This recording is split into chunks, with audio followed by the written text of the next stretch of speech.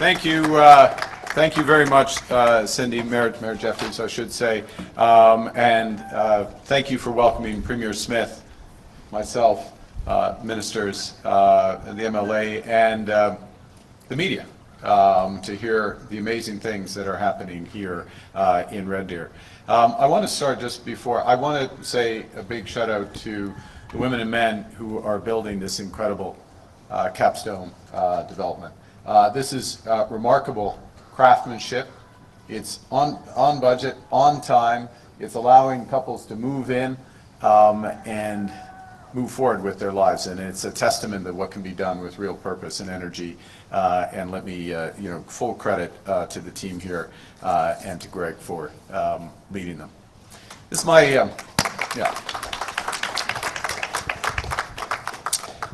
it's great to be back in Alberta. It's my 10th time in Alberta since that short period of time, which feels like a long period of time since we formed government. And in part, it's because it's always good to be home. But more so, even more so, it reflects how much Premier Smith and I and our governments are doing together, because we have shared ambitions and a shared sense of purpose and urgency to get things done. Now, I'm going to come back to that in a moment. I want to acknowledge, though, as well, the wildfire season that we're facing across Canada. It's another challenging season, and on behalf of everyone here and all Canadians, I want to recognize the heroism of our firefighters, our emergency crews, Canadian Armed Forces when they're called into action. They're all working relentlessly across this country to battle wildfires, keep Canadians safe, including the Albertans who are battling flames here in this province and who are helping their neighbors in British Columbia as we meet today. It's in moments like these Canadians show who we are. And who we are is a people that look after each other because we know that we're stronger together. And it's the same spirit of being stronger together that brought Canada's first ministers together on Prince Edward Island last week. The Premier said I think she regrets it. She's seen more of me than her husband. And I'm pleased. But we got together in PEI. You were there for several days. I was there for a couple of days. And together we focused on creating one Canadian economy, building our strength at home, and diversifying our trade partnerships abroad. And with respect to the first on one Canadian economy, the federal government has implemented legislation that remove all of the federal barriers to internal trade, making it easier for Canadian workers, businesses, and products to move across this country. It's a legitimate question why there are any federal barriers to internal trade in Canada, but they're gone now. During our meeting last week, the premiers made new commitments to double our electricity grid. I'm sure Alberta will lead the way on that.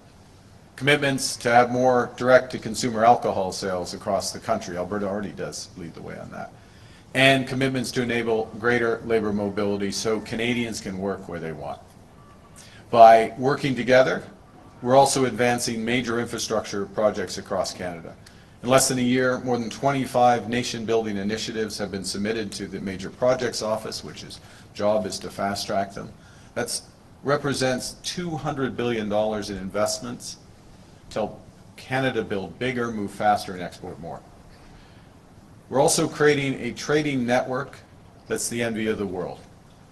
Canada already enjoys preferential access to 1.5 billion consumers in economies that represent 2/3 of global GDP. We just concluded a new trade agreement with the UAE that was negotiated in a record 47 days. By the end of the year, we intend to double our market access to 3 billion consumers by concluding new agreements with the ASEAN countries, with India, Thailand, and the Philippines. Now, the people of Red Deer know the importance of good trade relationships. Give an example in agriculture. Alberta produces almost 1/3 of Canada's canola, this region at the heart of production. And that was top of mind a few months ago in January when we went to Beijing to secure a new deal with China that unlocked $3 billion in export opportunities for Canada's canola farmers. Nous consolidons notre force au pays tout en diversifiant nos partenariats à l'étranger. Nous bâtissons un Canada plus fort que jamais. Nous accélérerons la mise en œuvre de grands projets qui vont transformer notre économie et nous renforçons les infrastructures locales sur lesquelles les Canadiennes et les Canadiens comptent chaque jour. Les communautés locales sont le cœur du Canada. Et pour bâtir un Canada fort, nous devons bâtir un Lethbridge fort, une Medicine Hat fort, un Fort Mac fort, and surtout un Red Deer fort. Strong communities start right here. They start with housing. And of course, a home needs more than four walls and a roof, triple glazing, stone tops, clean. They also need clean drinking water, reliable sewage systems. For example, once completed, the new wastewater pipeline in Airdrie, not far from here, will unlock the construction of 45,000 new homes. And we need that because Albertans and Canadians can't afford the delays, because there were decades where across the country we didn't build enough housing. And so the average Canadian household spends more than half their income on mortgage payments. And that's only going to change if we move big and fast on community infrastructure. And that's why today the Premier and I are proud to announce the new Canada-Alberta Housing Infrastructure Fund Agreement. What does it mean? It means over the next 8 years, the Canadian government will invest more than $510 million through the Canada Housing Infrastructure Fund to help communities across Alberta build and, when necessary, upgrade essential drinking water, wastewater, stormwater, solid waste infrastructure, all of which is needed to build more homes in this province faster. Consider Red Deer. As the mayor knows, as this group knows, this city powers central Alberta. Many industries, of course, anchor for oil and gas to agriculture. It's a region that helps Alberta produce what the world wants. People come here from all over for education, for care, for services, for opportunity. And Red Deer's growing.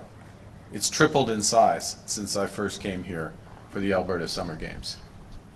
I was watching the Alberta Summer Games. I was not in it.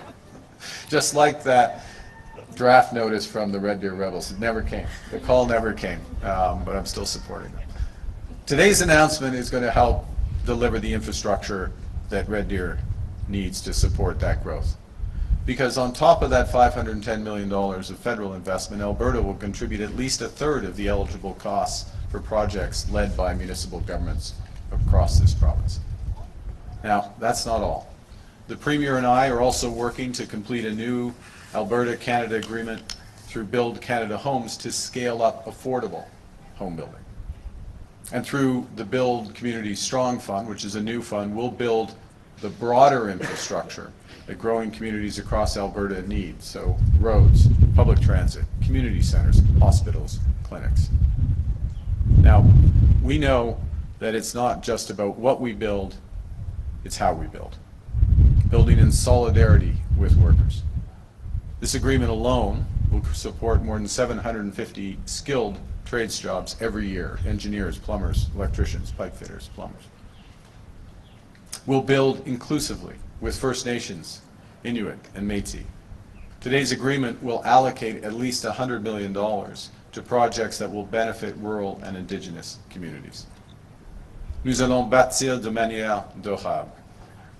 Dans le cadre de cet accord, l'Alberta va veiller, dans la mesure du possible, à ce que les projets soient réalisés avec des produits et des technologies qui réduisent les émissions de gaz à effet de serre.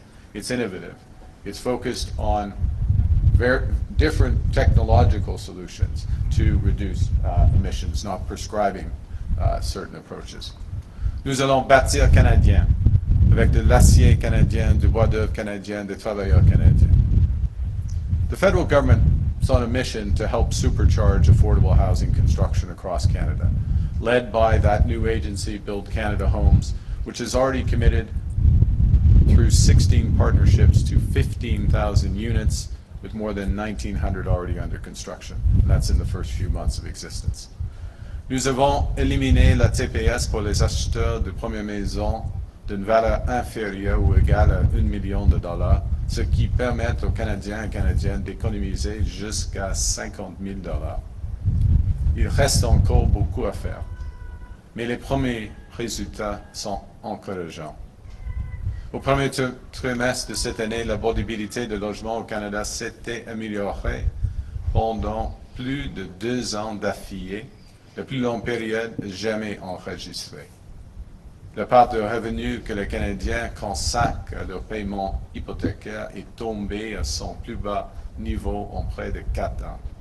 Et les loyers demandés sont aussi à leur plus bas niveau depuis près de 2 ans. Et leur rapport, le loyer-revenu, est le plus faible en plus de 6 ans. Affordability is improving because we're building. So, overall, some context. We have the right plan across those major projects across affordable housing to build Canada strong. We're on track. But the scale of the transformation is so large that it means some of the biggest payoffs are going to take some time. And that's why we're also focused on giving Canadians a boost today and a bridge to a better tomorrow. That's why we've cut taxes on incomes, on housing, on gas, and on investment. It's why we've introduced the groceries and essential benefit, up to $1,890 per family to help more than 1.3 million Albertans to get ahead. And that's why we will continue with a relentless focus on affordability, whether it's competition in broadband or building affordable electricity. In an increasingly divided and dangerous world, our unity is our greatest strength. Governments are working together in the spirit of cooperative federalism to make this country stronger, fairer, and more prosperous. That's how the Government of Canada is working with the Government of Alberta to advance a new oil pipeline to the West Coast. This will unlock new markets and support lasting prosperity in Alberta and beyond. The Associated Pathways Carbon Capture Initiative will make Alberta's oil some of the lowest in carbon intensity in the world, while creating an entirely new industry built once again on Albertan drive and ingenuity, just as Alberta did with the oil sands when I was growing up here. Combined, these projects will catalyze over $200 billion in direct investments, create over 175,000 jobs across this country.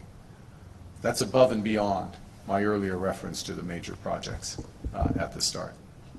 Now, more generally, the Premier and I are working to give investors and builders the greater certainty they need through a new agreement that delivers one project, one review. We rely on Alberta's leadership there. Such cooperation is essential to building out Alberta's electricity grid, its housing supply, its critical infrastructure. In Alberta, across Canada, we're strongest together, united, focused, working towards the same goals, making better lives for all our citizens. That's the approach Canada's new government has taken from the start, working with every province and territory to build our strength at home and to diversify those partnerships abroad. As a consequence of that, even though we've got a lot more to do, we're in a stronger position today than when the trade war began. We're now creating jobs at twice the rate of the United States.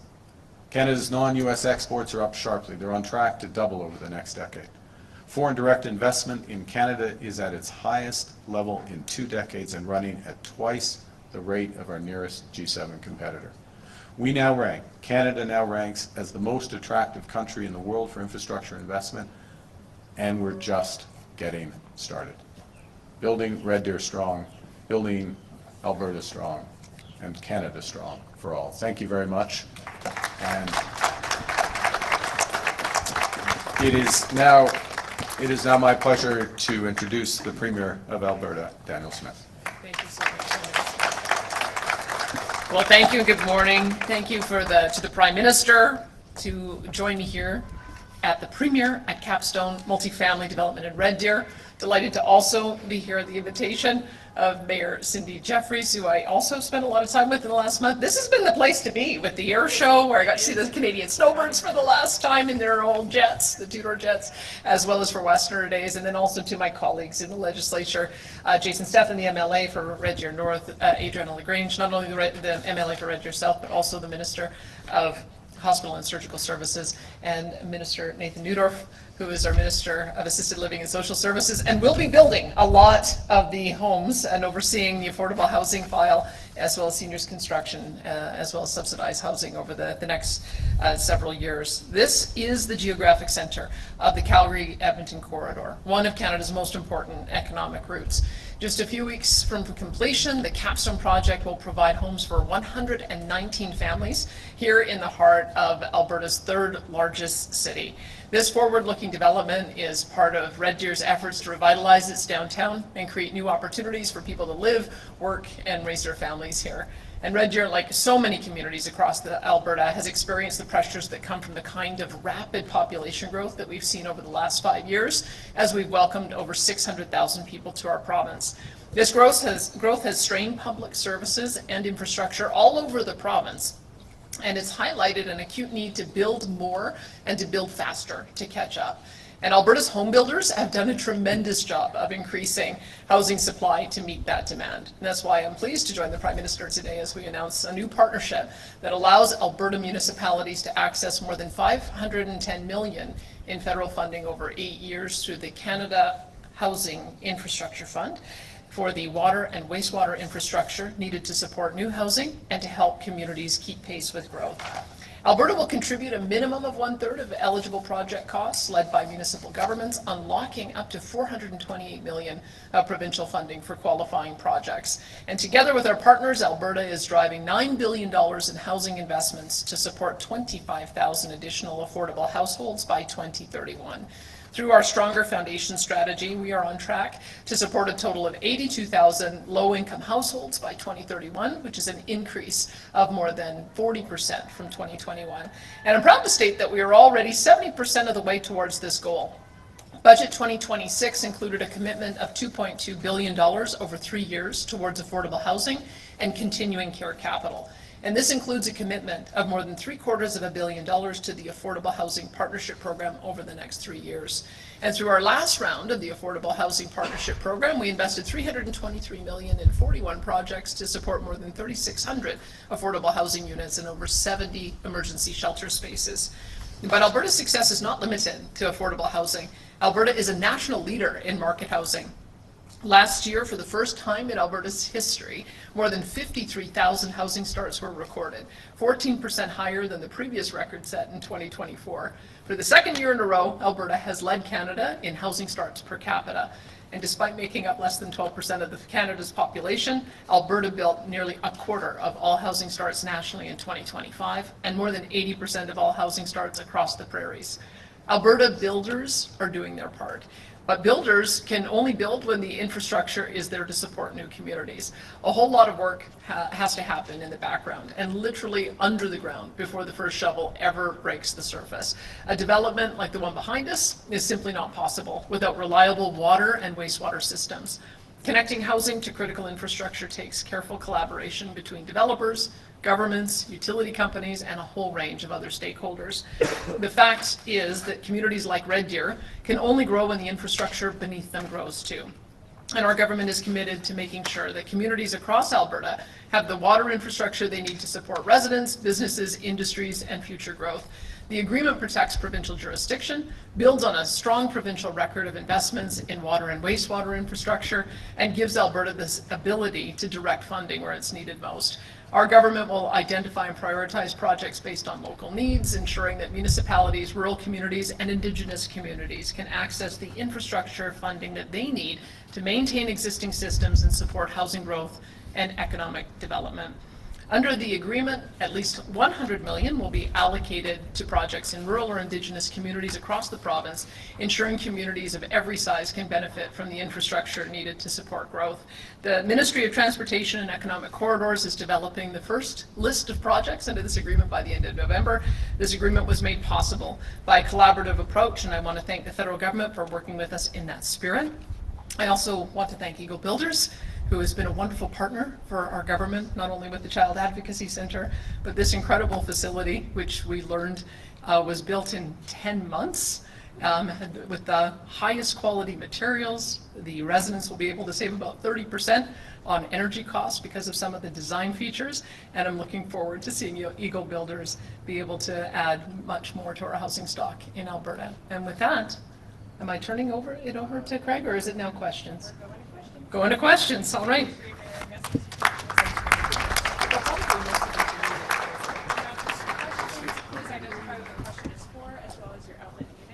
Dans ce fait, ainsi que pour qui la question s'adresse. Louis-Philippe?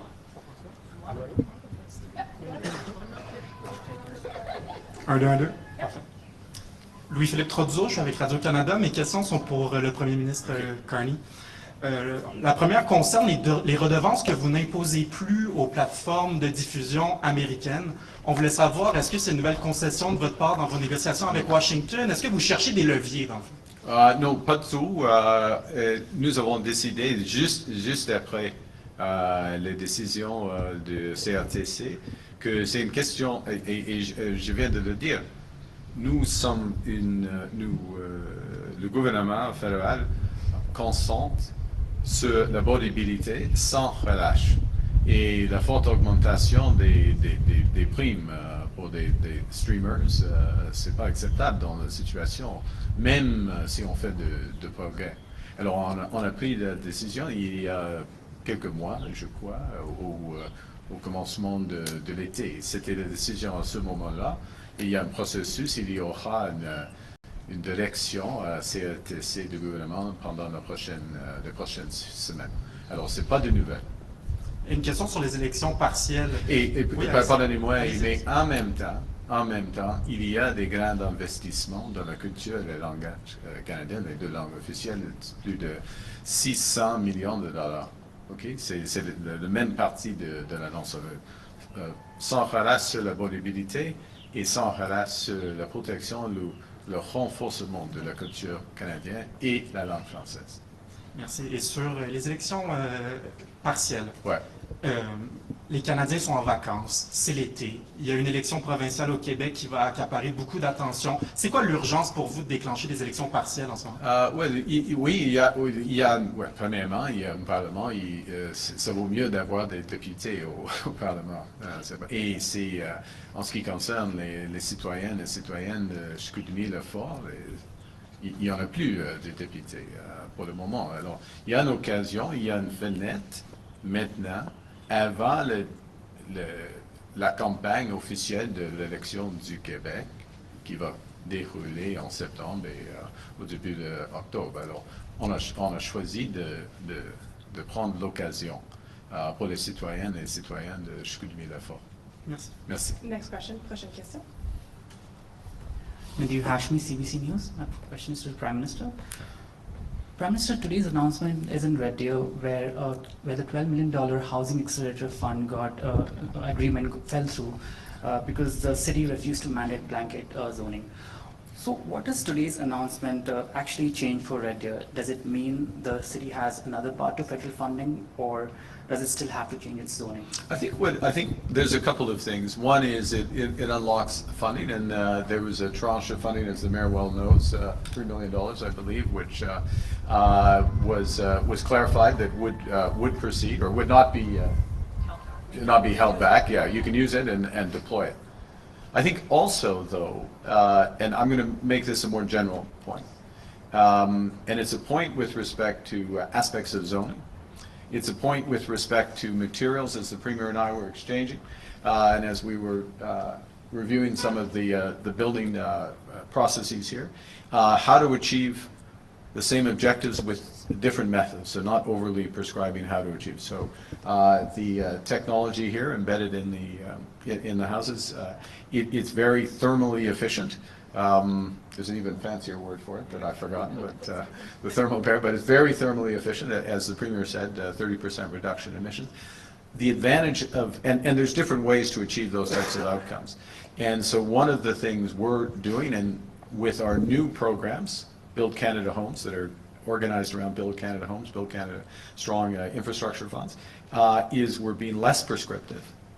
We're being clearer about the objectives. We're recognizing that there will be different solutions in different municipalities and certainly within different provinces across the country, and tailoring agreements, and with a focus which is very much shared by the government of Alberta. I know other governments, but you see it in action here on getting things done and moving forward and getting things done. So the specific has been addressed.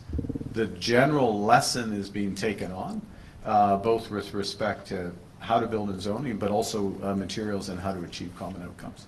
So just to be clear, does Yeah. Red Deer still get the $12 million housing accelerator fund or not? It gets the $3 million, and then we moving quickly to other mechanisms that I'm confident will ensure that considerably more resources will be available to the city of Red Deer, other municipalities in Alberta, to achieve the very real housing objectives that are here. So moving forward, I think I look at it in the round in terms of the overall amounts. The specific issue was addressed. The broader issues and the flow of funding around that are being addressed as part of this announcement, but also other things the Premier and I and our governments are working on. And how is this Canada? Sorry, Alberta? sorry. Prochaine question. Yeah. Next question, please. Thank you. It's part of the fairness doctrine here. Here in Carney, Post Media, Calgary Hi. Herald. Hi. The disagreement around the Housing Accelerator Fund has led to a lot of friction. Now Finance Minister Jason Nixon threatened to forbid Ottawa from having any housing deals with Alberta municipalities after CMHC cancelled its funding for Red Deer under the Housing Accelerator Fund. What is your response? Will Ottawa cave into Alberta's demands to reinstate funding for Red Deer? Well, it's a very similar question to, it phrased a slightly more inflammatory language to the question just asked. We're focused on building affordable housing. We're focused on building and the infrastructure that helps supporting that, as today's announcement's about, that supports that affordable housing. Housing that's cheaper for people to live in, that's reliable, that's part of great communities and all the community services. We have existing programs, we being the federal government, that are running off, and we're working, and we've shown flexibility in order to make sure that as much as possible under the terms of those programs that's working. We have major investments coming on, you see around, and we've taken the lessons and more from previous experiences and how to work together to be effective. There are great housing needs in Alberta. There are great builders in Alberta, and using the latter in order to achieve the former is what we're focused on and working with the province. And I'm just going to underscore again, there are flexibilities that we've shown here in a variety of ways. That's not caving in. That's working towards the same goal. The same thing's going to happen with the City of Calgary, and the same thing's going to happen more broadly with other agreements. Because, and this, I just really want to hammer this point home. We're working to make the lives of our citizens better, right? Whether it's where they live, the schools they go to, the health care they receive, the opportunities they have in the province and around the world. You figure that out by talking, you figure that out by working together, and you figure it out by acting and just remembering what your ultimate goal. And I think that we're building that track record. Yeah, please, I'll let the Premier. I'll just, my understanding is there were certain rules under that old agreement, and with the change in Red Deer Council, that had that particular program not qualify. I'm glad that there was an accommodation made for $3 million, but I've talked to my minister, Minister Neudorf, that the reason we're here is we recognize how important it is to continue to support Red Deer. And with the new agreement, I think we'll have more flexibility to be able to bridge that gap. That's what we're working towards. So we recognize that there's about a $9 million chip on the table.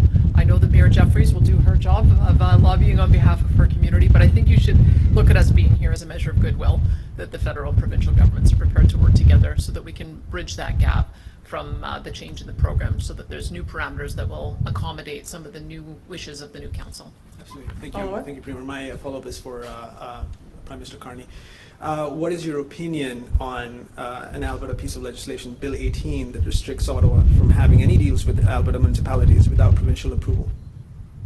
Well, look, my opinion, I leave legislative decisions to those who've been elected by the people of Alberta, some of whom are here today, and they make the decisions. What we're focused on, and I personally am focused on, our Minister of Housing and Infrastructure, Mr. Robertson, are focused on, Mr. Olszewski, representing our Alberta MPs, are focused on, is building affordable housing, building community, helping to build affordable housing, building communities, building opportunity, and working together. And look, the way different provinces and this is a federation. It's not all the same in the way different provinces and territories, their priorities, how they work with the federal government, it varies.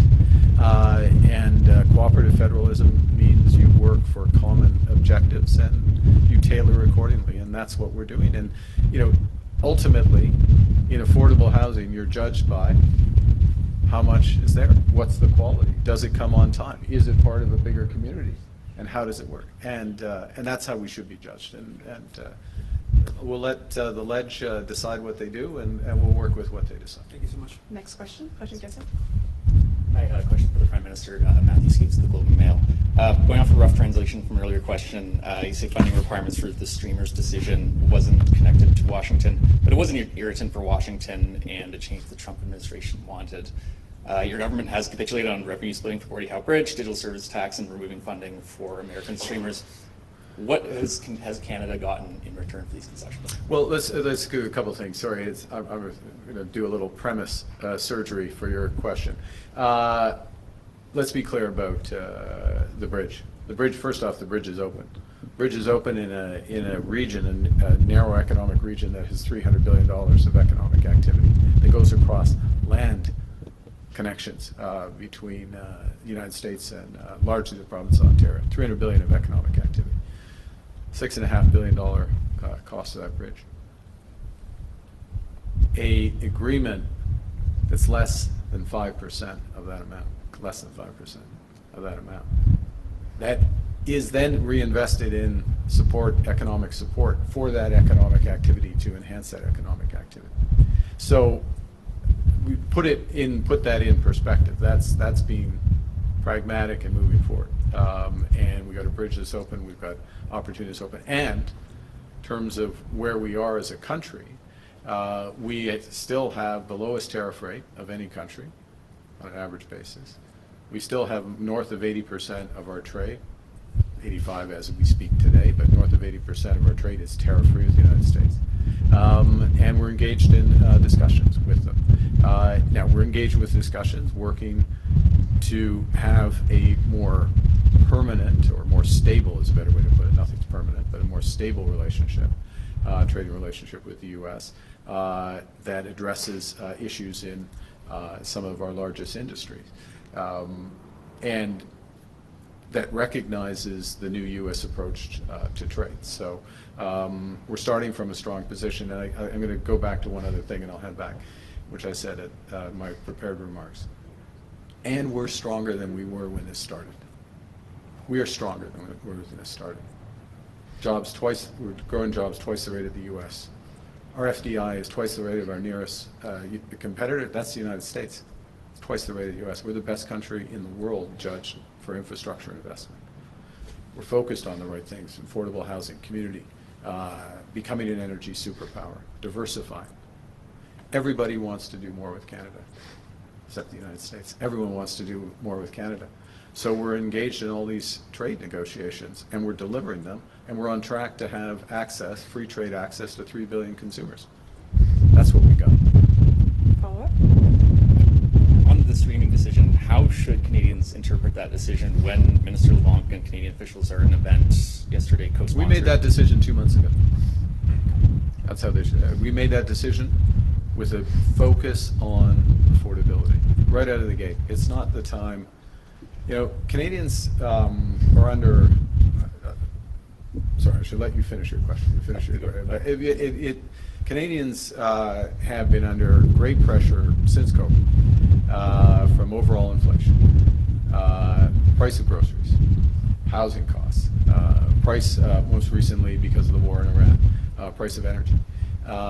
And we have taken, as other governments have, but we have taken a series of decisions. First thing we did was to cut the consumer carbon tax. First thing we did after the election was to cut income taxes for 22 million Canadians. We cut GST for first-time home buyers up to $1 million. We implemented pro-competitive decisions in broadband. People didn't notice it, but last summer we made a pro-competitive decision in broadband. We went along with the CRTC in that case, because it improved competition and has helped reinforce the fall in broadband prices.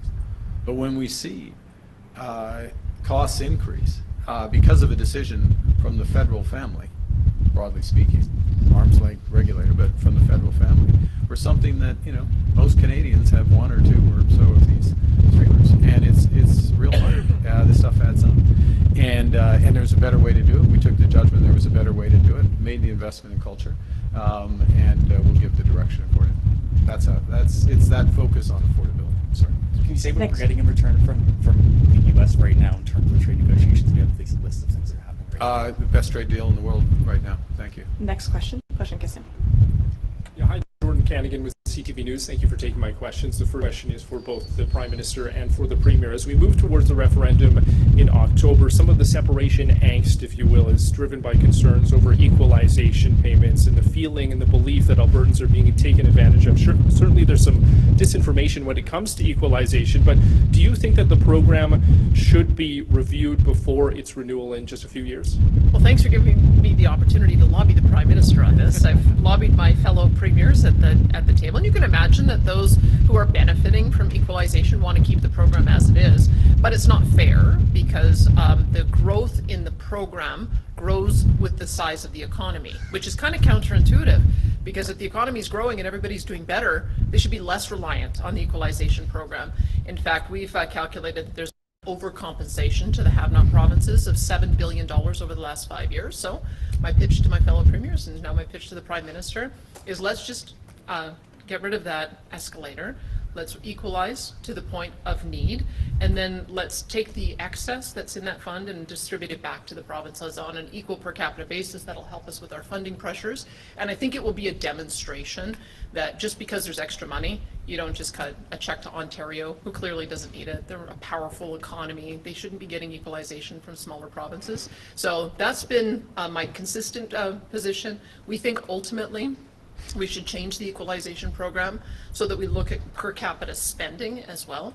We shouldn't be over-equalizing provinces so they can pay for more generous social programs than we're able to afford here ourselves. I haven't made much headway yet with my fellow premiers on who are the recipient provinces, but I can tell you that the ones who are kind of the net contributors I feel as well that we've got to get a bit more fairness into the program. So I don't know if the Prime Minister wants to respond to that, but thanks for the opportunity to put our position on the table. Thank you. There you go. Well, he did say it was for both of us, and he just sort of nice little softball straight across the plate there, telegraphed.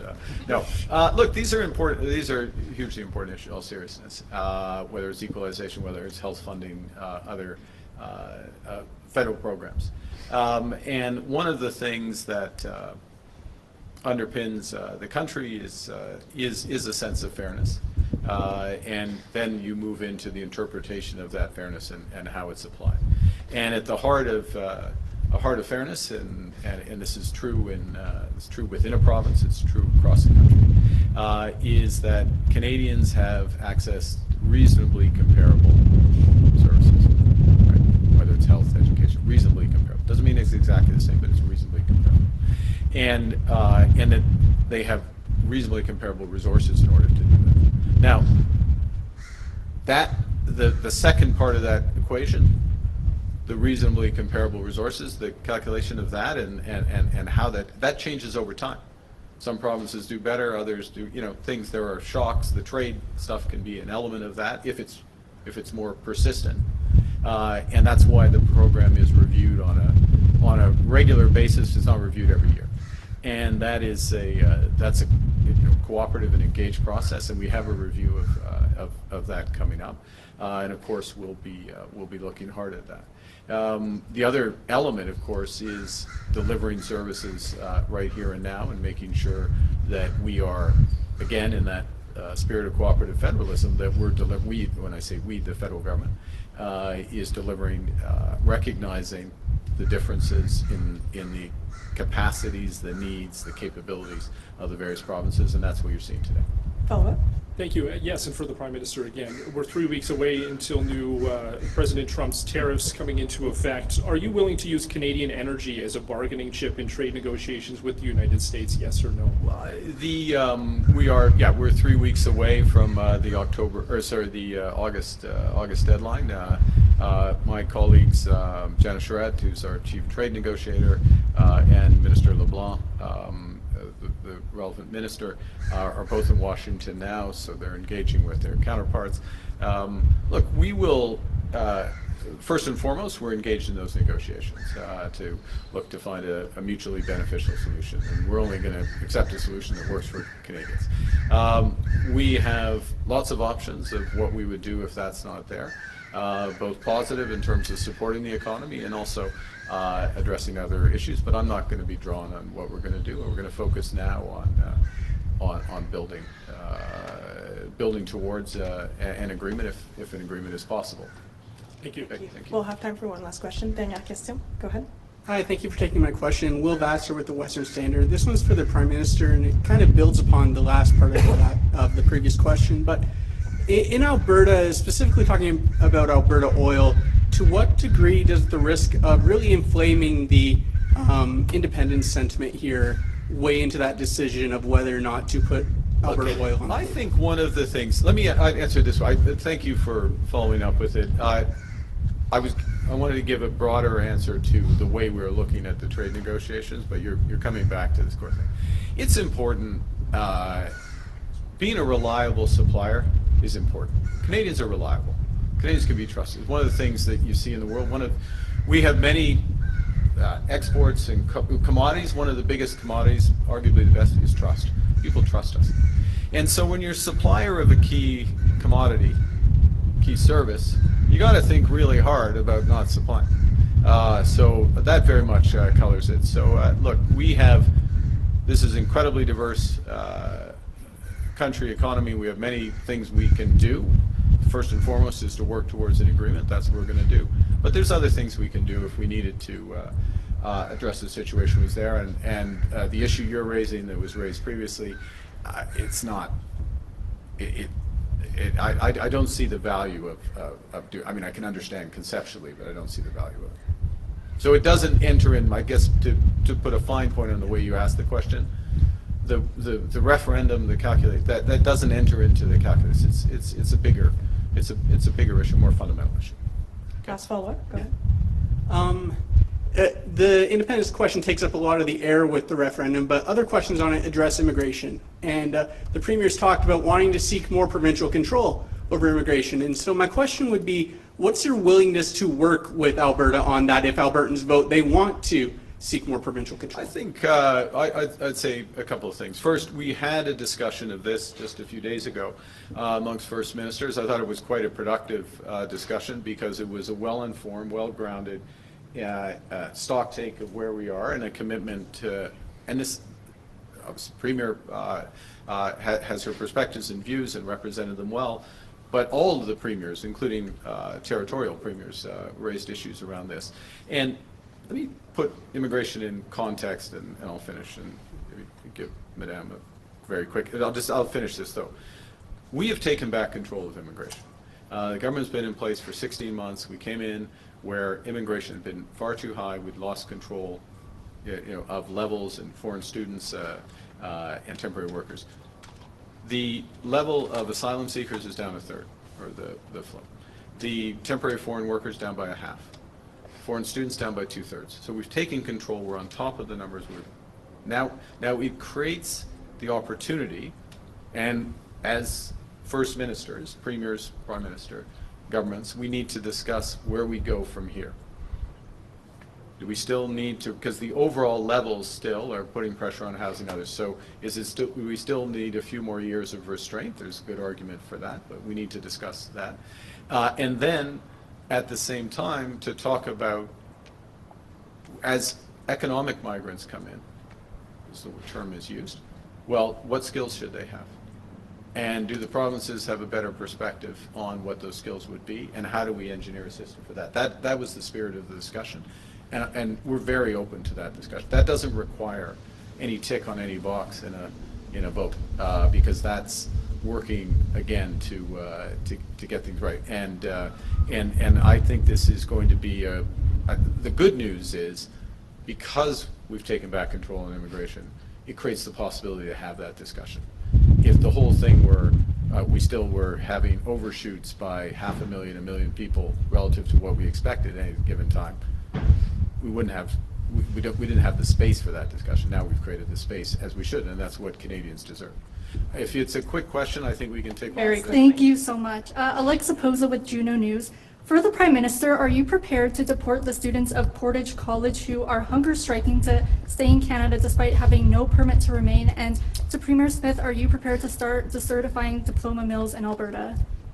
I'm not familiar with the specific case, I'm afraid, and I would, but so, and we have processes to make those decisions, and they need to be followed. And if people are not here, if they don't have authorization to stay and they don't have right to claim asylum, then there's a process that would be followed. But I'm not familiar with the details of the question. Thank you.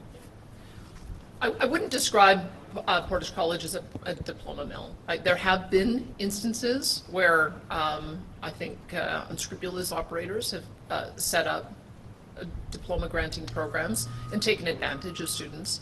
I think perhaps Portage maybe overstated the pathway to permanent residency. But our view is that if you come here as an international student and your visa expires and you don't have permanent residency, you need to go home. But it also goes to the Prime Minister's earlier point that if those students have the skills that we need, then we're best positioned to be able to offer them permanent residency. At the moment, we only have 6,400 spots. I think we've got 40,000 people who have sought permanent residency from us, and so that's why I think we need a bit of a better balance. Quebec is able to choose about 45,000 of their permanent residents through a different program, and so if you're looking at the scale, we think that we need to be able to have more autonomy to do that, and then that would allow us to address some of the pressures that we're hearing about in the news, and also make sure that those who go through those programs with the hope of getting permanent residency, as long as we can identify a pathway where there's a job that is one that cannot be filled by an Alberta worker, then I think that we can work with the federal government to find more opportunities for us to make those choices. Thank you. That puts an end to our press conference. Thanks, everyone. Conférence de presse. Merci.